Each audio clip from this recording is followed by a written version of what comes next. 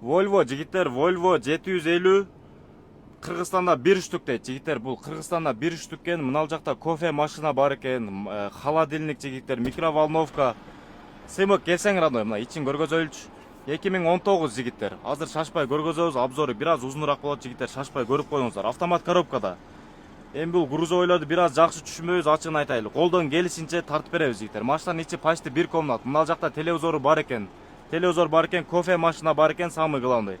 Дагы эмнелерин айтты? Микроволновка бар экен, холодильник бар экен. Машинанын ичи таза, свежий келген жигиттер. Европейс 2019 жылкы. Автомат коробкада жигиттер. Сыртын көргөзөлү, самый главный сырты. Машинанын ичи өтө эле таза жигиттер.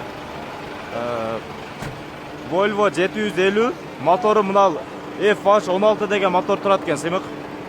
Анан мына жакта манипулятору бар будачы. Бул баягындай эмелерди көтөрүп берет. Контейнерлер болобу, арматура болобу, ошону көтөрүп 2,5 тоннага чейин, узундугу 16,5. Узундугу канча метр эле? 16,5, 16,5 Узундугу 16,5 жигиттер.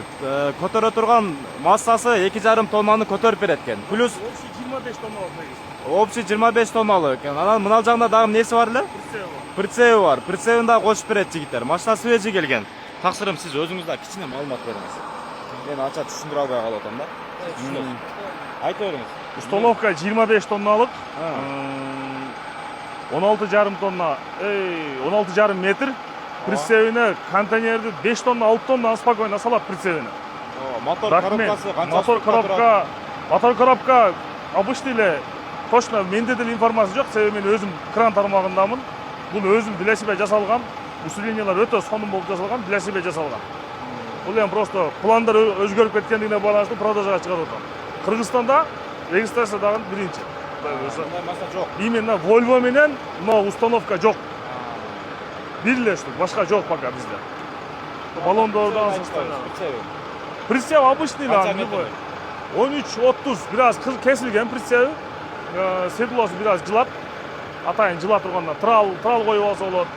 Булар ошону атайын ошого расчетын.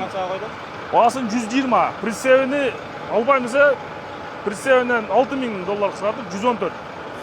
Сүйлөшөбүз эми бир аз обмен жок. Только наличка.